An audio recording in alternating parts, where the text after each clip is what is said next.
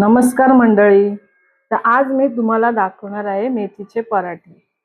तर मेथीच्या पराठ्यांसाठी लागणारे साहित्य: मेथी, कोथिंबीर, अद्रक मिरचीची पेस्ट, थोडी मिरची पावडर आणि हळद, तसेच त्याच्यामध्ये धण्याची पावडर,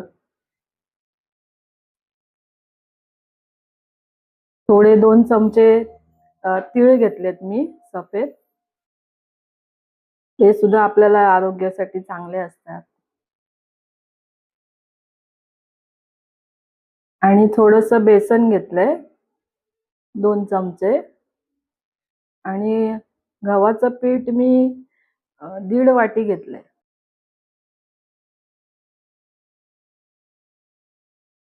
जसं त्याच्यात हे होईल तसं 1.5 वाटी गव्हाचं पीठ. हे सगळं आता व्यवस्थित आपण थोडं वरून तेल घातलंय.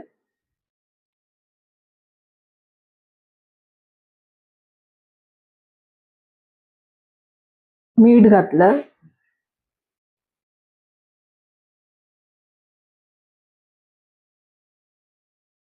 हे सगळं मिक्स करून घ्यायचं छानपैकी.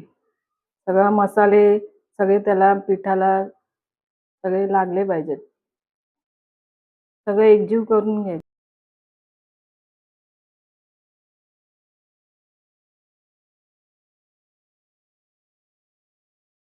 व्यवस्थित मिक्स करून घ्या.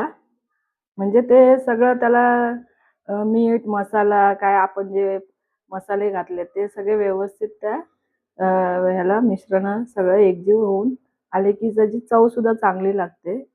म्हणून आधी थोडं थोडं पाणी घालून ते व्यवस्थित मळून घ्यायचं. जास्त पातळ नाही, जसं थोडं मीडियम असं पीठ ठेवायचं. जास्त पातळ पण नाही आणि घट्ट पण नाही.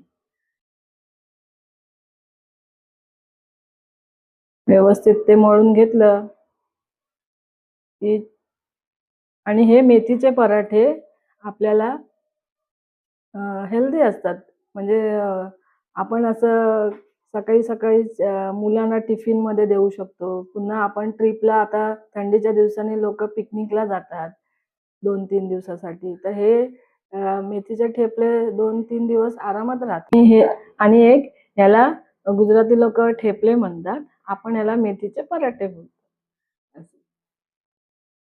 आणि हे पराठे खूप छान लागतात. हे आपण दही सोबत, लोणच्या सोबत आणि चहा बरोबर तर खूपच छान लागतात. आम्हाला तर चहा बरोबर आवडतात, म्हणून आम्ही हे चहा बरोबरच मोस्टली करतो.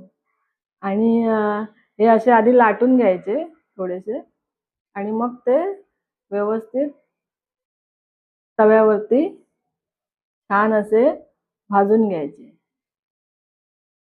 त्याला थोडं थोडं तेल लावून मीडियम गॅस ठेवायचा, जास्त फास्ट ठेवायचा नाही, नाहीतर ते चांगले शिजले नाही जाणार. स्लो गॅसवरती दाबून व्यवस्थित ते त्यात चण्याचं पीठ असतं, तीळ असतं, मेथी असतं पीठ, हे सगळं व्यवस्थित भाजायला पाहिजे. आणि मग ते चांगले भाजले की मेथीचा असा सुंदर असा सुगंध येतो. त्या वासानेच आपल्याला खाण्याची इच्छा होते.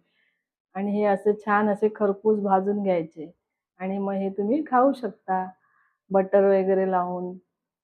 आणि तुम्हाला हा व्हिडिओ आवडला असेल तर लाईक करा, शेअर करा, सबस्क्राईब करा. एन्जॉय.